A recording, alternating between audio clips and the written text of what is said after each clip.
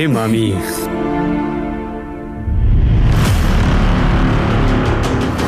মামি ফোনটা তোলো।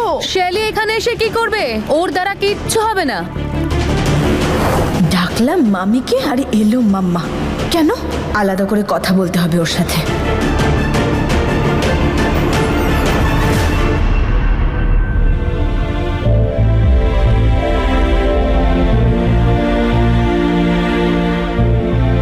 কখনো ভাবিনি গো আমাদের নম্রতা ঈশানের সাথে নয় অন্য কারোর সাথে অষ্টমঙ্গলায় আসবে।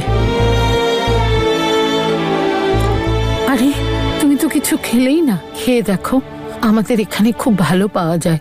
আমি বাড়ি থেকে খেয়ে এসেছি।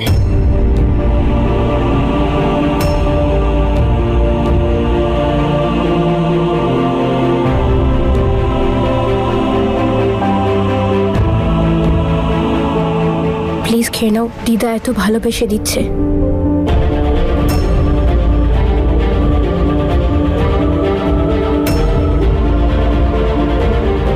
দিদা আসলেও বাড়ি থেকে খেয়ে এসেছে। কোনো ব্যাপার না মা।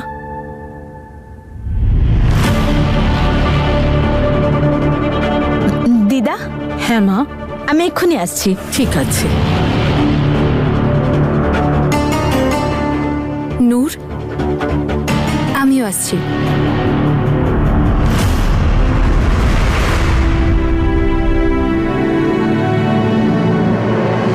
কতদিন ধরে চলছে এসব? কতদিন ধরে তুমি মাম্মার চামচা হয়ে মাম্মার কাজে হেল্প করছো? হ্যাঁ বলো আমায়। আরে নূর, কি বলছো তুমি এসব? আরে একজন অসহায় মাকে সাহায্য করবো না আমি? জেসমিন দিদি কোনোদিনই চায়নি যে তোমার বিয়েটা নিখিলের সাথে হোক। আরে কোনো ভূমিকাই তো নেই ওর ওই বাড়িতে। সারাদিন ধরে ঘুরে বেড়ায়, এদিক ওদিক করে বেড়ায়, কোনো কাজ করে না, কিচ্ছু করে না। আমি জানি যে নিখিলের কাছে কিছু নেই, কিন্তু আমাকে কত ভালোবাসে আর আমাকে প্রিন্সেসের মতো ট্রিট করে। কিন্তু বাকি সবাই মহারানীর মতো নম্রতাকে ট্রিট করে, কারণ ও অতীতের ওয়াইফ। এটাই, এই ব্যাপারটা নিয়েই টেনশন করে জেসমিন দিদি। মাম্মা আমাকে বলেছে যে অনেক বড় কিছু করতে চলেছে। কখন কি কিভাবে করতে হবে সেটা আমি তোকে বলবো, কিন্তু এখন তুই ঠিক সেইটুকুই করবি যেটুকু আমি তোকে বলে দেব। মাম্মা বলেছে যে নিজেই কিছু একটা করবে, আর আমি যেন সেটার জন্য রেডি থাকি। এবার মাম্মা কি করবে সেটা আমিও জানি না। কেমন আছো রুদ্রশেখর? আরে আপনি এখনো ইন্ডিয়ায়? আমি তো ভেবেছিলাম কানাডায় ফিরে গেছেন। আর তাছাড়া এখন তো রণধীরের কেসটা ক্লোজ হয়ে গেছে, তা সত্ত্বেও। হ্যাঁ, আমি এখনো এখানেই আছি রুদ্রশেখর, কারণ তোমার ভাগ্যটা ভালো যে তুমি আরো একবার আমার সঙ্গে দেখা করার সুযোগ পেলে। এই দেখো কি নিয়ে এসেছি আমি তোমার জন্য। আরে এসব আনার দরকার কি ছিল? আপনি এসেছেন সেটাই অনেক। আরে না না, এসবের দরকার থাকবে না কেন? অবশ্যই দরকার ছিল। এখন যে আমাদের সম্পর্কটাই আলাদা। মনে হচ্ছে তুমি ভুলে গেছো রুদ্রশেখর যে আমি তোমার জন্য কত কিছু করেছি, স্পেশালি তোমার ছেলের জন্য। তুমি তো ভীষণ অকৃতজ্ঞ দেখছি। হ্যাঁ, মনে আছে তো তোমার? যদি 4 বছর আগে আমি তোমার কাজে না লাগতাম, তাহলে আজ তুমি আর তোমার ছেলে দুজনেই কারোর কোনো কাজে লাগার অবস্থাতেই থাকতে না। সেই জন্য তো আজ পর্যন্ত তাবেদারি করে যাচ্ছি তোমার।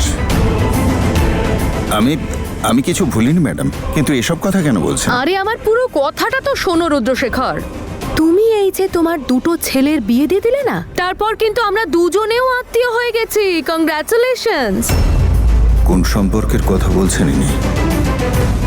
সেই জন্য এখন যেটা আমি বলতে চলেছি ওটা শোনার জন্য তুমি তোমার কান আর মাথা দুটোই পরিষ্কার করে রাখো, কারণ এই কথাটা তোমার ছেলে আর তোমার বৌমাকে নিয়ে।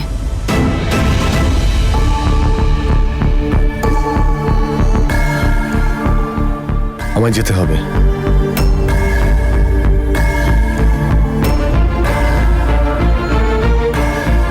কিন্তু বাবা, এখনো সব নিয়ম কানুন বাকি।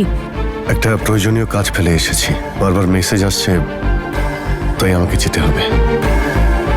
কিন্তু এখনো তো আমরা নম্রতার সাথে মন খুলে কথাও বলতে পারিনি। তাহলে রেখে দিন।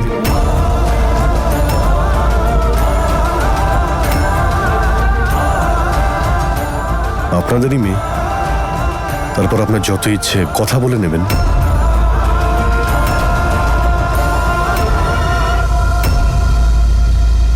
না না বাবা, এটা হয় নাকি? ও স্বামীর সাথে এসেছে, তাহলে যাবেও স্বামীর সাথে। আরে দিদা, বিয়ের কয়েক ঘন্টা আগে যদি বউ পাল্টাতে পারে, তার সামনে এটা তো কিছুই নয়।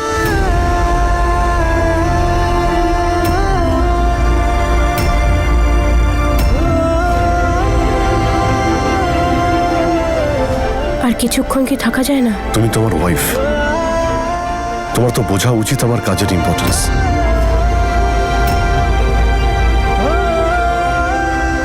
যেতেই হবে নাকি? কোনো ব্যাপার না, বৌদি আমাদের সঙ্গে চলে যাবে। আরে ও রুদ্রশেখর, কটা বৌমা তোর? আরে রুদ্রশেখর, তোমার কটা বৌমা? দুজন। তাহলে ওই দুটো মেয়ের সঙ্গে তোমার ছেলেদের বিয়ে দেওয়ার সময় তুমি একবারও ওই দুটো মেয়ের ব্যাপারে এনকোয়ারি করার চেষ্টাই করলে না। আপনি কি বলতে চাইছেন? তোমার ছোট ছেলের বউ নূর খুব সুন্দর দেখতে, খুব মিষ্টি মেয়ে, কিন্তু ওর ফ্যামিলি ব্যাকগ্রাউন্ডের ব্যাপারে কি জানো? নূরের বাবা মা কে ছিল, কি করতো, কোথায় থাকতো, এখন তারা কোথায় আছে, কিছু কি জানো তুমি? দেখুন, এ কথা প্রত্যেকেরই জানা যে ওই পরিবারে ওরা দুজন নাতনি, আর ওদের ছোটবেলা থেকে বড় করে তুলেছে ওদের দাদু দিদাই। আর নূর হলো রূপঙ্কর বাবুর যে ছোট মেয়ে, তার মেয়ে, যাকে একেবারে ছোটবেলায় তার মা ফেলে চলে যায়। আমরা তো এখানে পরে এসেছি, আমরা অনেক পরে এসব কথা জানতে পেরেছি, কিন্তু হঠাৎ এসব কথা আসছে কেন? কারণ আমি ভীষণ মজা পাচ্ছি তোমাকে এভাবে দেখে। কারণ এরপর আমি যে কথাটা বলবো না, সেটা শোনার পর তো তোমার পায়ের তলা থেকে মাটিটাই সরে যাবে। তুমি জানো রুদ্রশেখর, তোমার বড় ছেলের বৌমা আসলে কে? কেমন আছিস সোনা? তুই ঠিক আছিস তো? হ্যাঁ রে মা, শ্বশুর বাড়িতে সব ঠিকঠাক আছে তো? কেউ কিছু বলেনি তো তোকে? তুমি পরিবারের অংশ নিশ্চয়ই হয়েছ, কিন্তু বৌমা তখনই হবে যখন আমার ছেলে তোমায় বউ হিসেবে মেনে নেবে। দাদু, দিদা, আমি একদম ঠিক আছি। আমার ওখানে কোনো কষ্ট হচ্ছে না। অদিত্যর সাথে ঠিকঠাক কথা বলে তো মা? ও কোনো দুর্ব্যবহার করে না তো তোর সাথে? আমার কাছে এই বিয়ের কোনো মূল্য নেই। এই ফাঁস, এটাই হলো তোমার গিফট।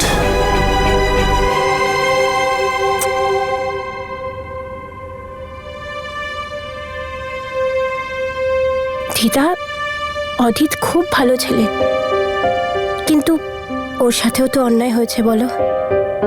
দাদু, আমাদের বিয়েটা তো পরিস্থিতির চাপে পড়ে হয়েছে, আর সঠিক সময় এলে সব ঠিক হয়ে যাবে। আমরা দুজন খুব চেষ্টা করছি একে অপরকে অ্যাকসেপ্ট করে নেওয়ার। আর তুমি তো বলতে, যারা চেষ্টা করে তারা কোনোদিন হারে না। সেটা তো আমি জানি রে মা। তুই তোর সম্পর্কগুলো টিকিয়ে রাখার জন্য নিজের প্রাণটাও বিসর্জন দিতে দ্বিধা করবি না।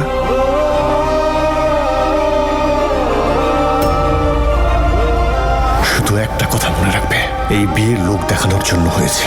সেই লোক দেখানো ব্যাপারটা যেন বজায় থাকে। দিদা, তুমি ওই কি যেন একটা আচার রেখেছিলে না? আমি কিন্তু এবারে নিয়ে যাব। হ্যাঁ, অনেক আচার বানিয়েছি, পুরো এক বয়ম ভর্তি। যা গিয়ে চেখে দেখ কেমন হয়েছে। নুন বেশি হলে কিন্তু ভালো হবে না, আমি দেখে আসছি। আচার তো শুধু একটা অজুহাত। মেয়েটা ভালো নেই।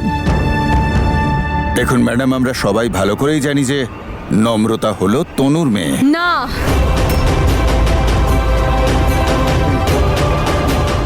তাহলে আমার হাসি পাচ্ছে রুদ্রশেখর তোমার অবস্থা দেখে। কোথায় তুমি এতদিন ধরে জনতাকে বোকা বানালে, ওদিকে মিস্টার সন্ধু তোমাকে বোকা বানিয়ে দিল। আসল সত্যিটা হলো যে নম্রতা না সিং বাড়ির মেয়ে, আর না সন্ধু বাড়ির মেয়ে। বীর আর তনু তো শুধু ওকে লালন পালন করে বড় করেছিল। সেটা কি করে সম্ভব? আপনাকে এসব কে বলল? হ্যাঁ, এইসব আমি তো আরো অনেক কিছু জানি সন্ধুদের ব্যাপারে। সবাই ভাবে নূর আর নম্রতা দুই বোন, কাজিনস, মাসতুতো বোন, কিন্তু এরকম কিছুই না। নূর আর নম্রতার কোনো সম্পর্কই নেই, কারণ নম্রতা সন্ধু পরিবারেরও মেয়ে নয় আর সিং পরিবারেরও মেয়ে নয়।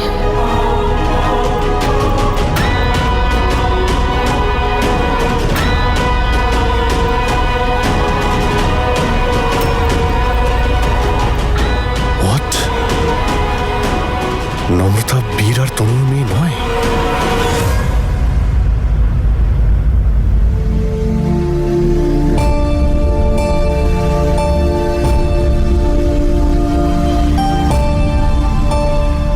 আমাদের স্মাইল যেন এমন হয়, লোকে দেখে যেন বলে আমাদের যে হ্যাপি কাপল আর পৃথিবীতে নেই। কিন্তু এই বন্ধ ঘরে না তুমি আমাকে তোমার মুখ দেখাবে, আর না আমি তোমাকে আমার মুখ দেখাবো।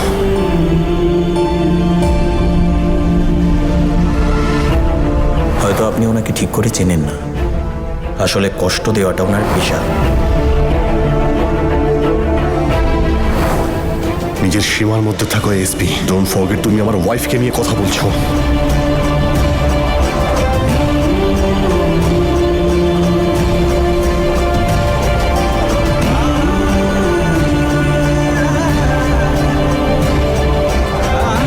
তোর সাথে থাকলে সময় কেটে যায় বুঝতেই পারি না।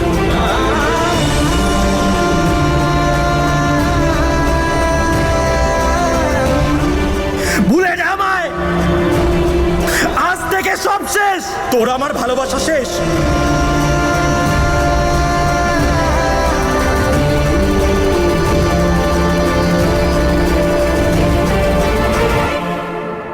আমি জানি ঈশান, তুই আমাকে এখন মন থেকে ঘৃণা করিস। তুই এখন আমাকে তোর জীবন থেকে, তোর মন থেকে বের করে দিতে চাইছিস। আমাদের সম্পর্কের বাঁধন হয়তো এখন ছিঁড়ে গেছে, কিন্তু আমাদের মনের বাঁধন কখনো ছেঁড়ার নয়। ভাগ্যের এই লিখনকে শত অনিচ্ছা সত্ত্বেও আমি আপন করে নিতে বাধ্য হয়েছি। আমি সব সময় তোর ভালোই চাইতাম ঈশান, আর এখনো আমি সেটাই চাই। আর আমি এইটাই চাই যে তুই যেন তোর জীবনে সুখী হোস, তোর যেন সব ভালো হয়।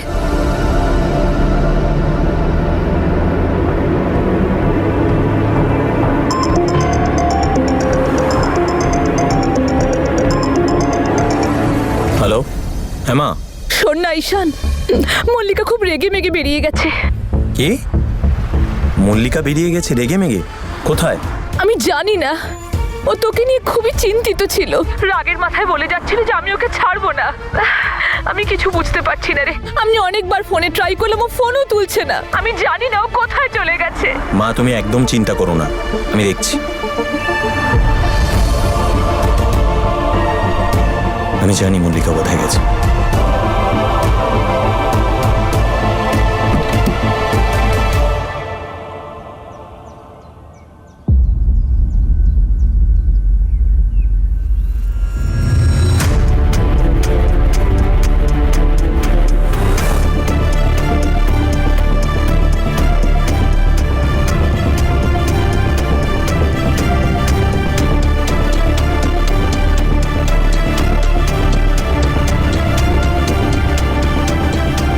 Mallika no,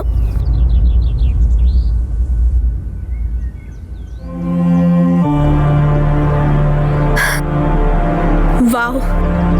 hello Mrs Namrata ওরফে অদিতের বউ, কেমন ফিল হচ্ছে আপনার? আমার ঘর, আমার সম্পর্ক, আমার পজিশন সবকিছু ছিনিয়ে নিয়ে আমার হবু বরকে কেড়ে নিয়ে নিজের করে কেমন ফিল হচ্ছে? হ্যাঁ, খুব ভালো লাগছে নিশ্চয়ই। বল বল বল না। অষ্টমঙ্গলা এসেছিস না?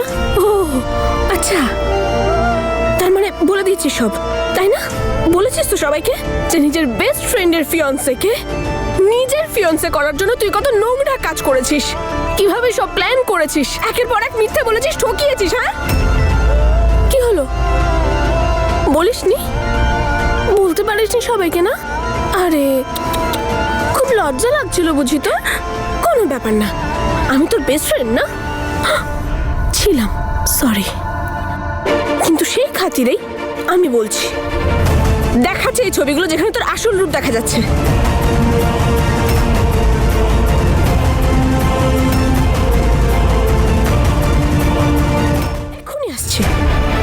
মল্লিকা, তুই কাউকে কিচ্ছু বলবি না। কেন? হাত পা ঠান্ডা হয়ে গেল তোর? কেন রে, ভয় লাগছে? কিন্তু এবার তো এটা হবেই। মল্লিকা, যেটা সত্যি নয় সেটা বলে আমি বাড়ির লোকেদের কষ্ট দিতে চাই না, বুঝেছিস? মল্লিকা, আমি জানি তুই কষ্ট পাচ্ছিস, ভেতরে ভেতরে ভেঙে পড়েছিস, কিন্তু তার কারণ আমি নই। তুই লড়তে চাইলে লড়, যত খুশি ঝগড়া কর, যা ইচ্ছা হয় কর। এই কথাগুলো আমি তোকে আমার বাড়ির লোককে বলতে দেব না, কারণ আই রিপিট, এগুলো সত্যি নয়। তুই চল, তুই চল মল্লিকা, তুই চল, তুই আমার সাথে চল, চল আমার সাথে।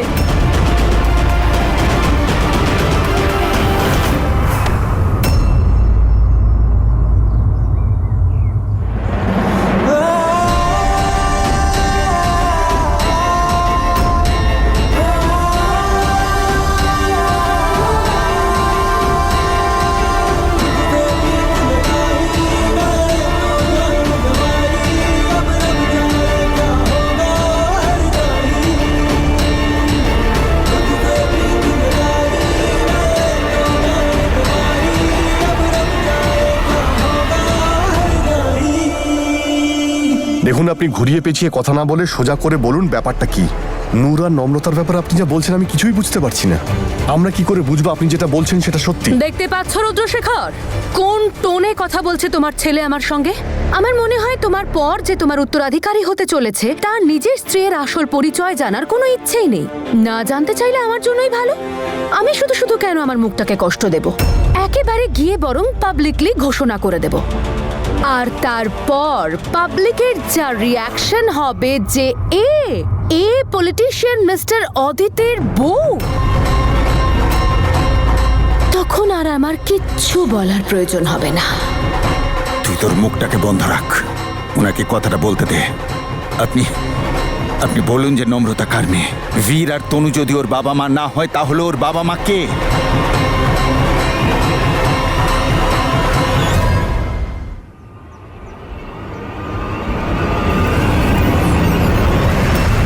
দাদা,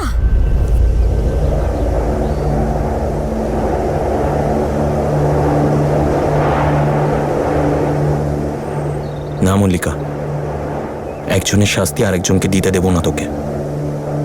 এতে এদের কি দোষ বল? ওরা তো ওর মতো মিথ্যে বলে লোক ঠকায় না। আজ যদি ওদের আমরা সত্যিটা বলে দিই, ওদেরকে যদি কষ্ট দিই, তাহলে ওর আর আমাদের মধ্যে কি তফাৎ? আমরা কাউকে কষ্ট দেবো না, কারণ মন যখন ভাঙে না খুব কষ্ট হয়। আর এই কথাটা আমরা জানি,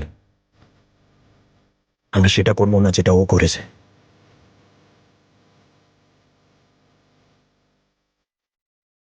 চল।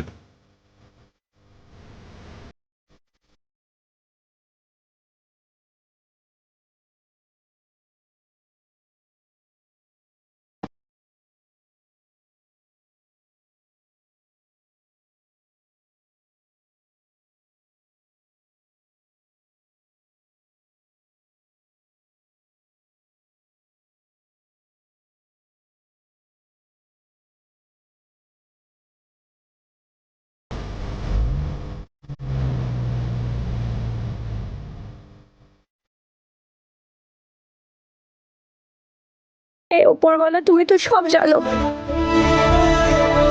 তুমি তো জানো যে আমার কোনো দোষ নেই, কিন্তু তাও কেন আমি বারবার ভুল বোঝাবুঝির শিকার হই? এটা একটা খুবই গুরুত্বপূর্ণ এবং ঝুঁকিপূর্ণ অপারেশন। স্যার, এতে কিন্তু তোমাদের জীবনও যেতে পারে। স্যার, এই মিশনে যারা যেতে চাইছো তারা ফিরে আসবে কিনা তার কোনো গ্যারান্টি নেই। যা শ্বাস চলছে সেও যে জীবন্ত আছে তারও তো কোনো গ্যারান্টি নেই। এক মুহূর্তে অনেক কিছুই হতে পারে, সময় পরিস্থিতি সব বদলাতে পারে। বেঁচে থাকার কারণ যখন নেই, প্রাণ যাওয়ার ভয় নেই স্যার। আমি প্রমিস করছি স্যার, এএসপি ঈশান এই মিশন কমপ্লিট করবেই। That's like a fighter. তোমাদের সাথে কালকে দেখা হচ্ছে। Yes sir. চলো যাই। স্যারের তো বিশাল চাহিদা দেখছি মিশনে যাওয়ার। যখন জীবনই থাকবে না তখন মেডেলের কি হবে? এই এক মিনিট, তোমার মনে হচ্ছে সব মেডেলের জন্য করছি? মেডেলের চাহিদা তো সব অফিসারেরই থাকে স্যার। আশা, আশা রাখা ছেড়ে দাও। যখন আশা ভঙ্গ হয় মানুষের জীবনটাই বদলে যায়। Sorry sir. পুলিশের চাকরি সম্পর্কের জন্য নয়, দায়িত্ব পালনের জন্য আর মানুষের সেবা করার জন্য করা হয়। নম্রতা, এই যে তোদের জন্য কিছু উপহার আর কাপড়। মেয়েরা বাপের বাড়ি এলে খালি হাতে ফেরত যায় না। এই নে, দিন, আমাকে দিন। নূরকে এটা দিয়ে দাও। Thank you. দিদা, দাদু, তোমরা ঠিকঠাক সময় করে ওষুধগুলো খাচ্ছ তো? আমি কিন্তু রোজ ফোন করে জিজ্ঞেস করব, আর যদি কেউ মিস করেছো না, তাহলে আমার থেকে খারাপ কেউ হবে না। একদম। নূর, তোমার জন্য তোমার প্রিয় আলুর পরোটা বানিয়েছি আমি। চলো, আমি জানি তুমি খুব পছন্দ করো। নূর, তুমি একদম চিন্তা করো না। তোমার মা এদের সবার উপর দিয়ে যায়, আর তোমার খুশির জন্য না, তোমার মা এই পৃথিবীর সবকিছু করতে পারে। এবার দেখো নম্রতার কি অবস্থা হয়। দেখো রুদ্রশেখর, রূপী সন্ধুর দুটো মেয়ে ছিল, তনু আর জ্যাসমিন। তনু সারা জীবন জ্যাসমিনের থেকে ওর সব কিছু কেড়ে নিয়েছিল। তারপরেও জ্যাসমিন কি করে চুপ করে থাকতো? জ্যাসমিন নিজের ভালোবাসাকে ফিরে পাওয়ার জন্য অনেক লড়াই করলো, অনেক কাণ্ড করলো, কিন্তু তার বদলেও কি পেল? বদনাম আর একাকিত্ব। তখন জ্যাসমিন সিদ্ধান্ত নিল যে ওকে প্রতিশোধ নিতেই হবে। তখন ও একটা বাচ্চাকে তনু আর বীরের কাছে ছেড়ে চলে গেল, যে বাচ্চাটাকে আজকে সবাই নম্রতা হিসেবে চেনে।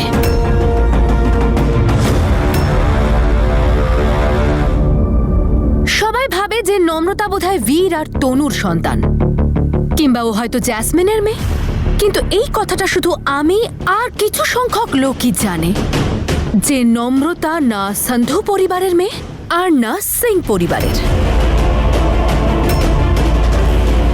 বরং ও অন্য কোনো বংশের মেয়ে। আমি যারই মেয়ে হই না কেন, আমার মা বাবা যেই হোক না কেন, আমার আপন বলতে শুধুমাত্র তোমরা। পৃথিবী আমাকে যে কোনো নামে জানুক না কেন, কিন্তু আমি সারা জীবন তোমাদের পরিচয় নিয়েই বাঁচতে চাই। মা, এবার যাওয়া যাক। মামি পরে।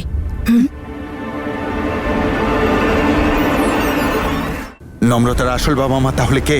কার রক্ত ওর শরীরে? নম্রতা একজন অবিবাহিত মেয়ের অবৈধ সন্তান, যার বাবা একজন ক্রিমিনাল আর এই মুহূর্তে জেলে আছে।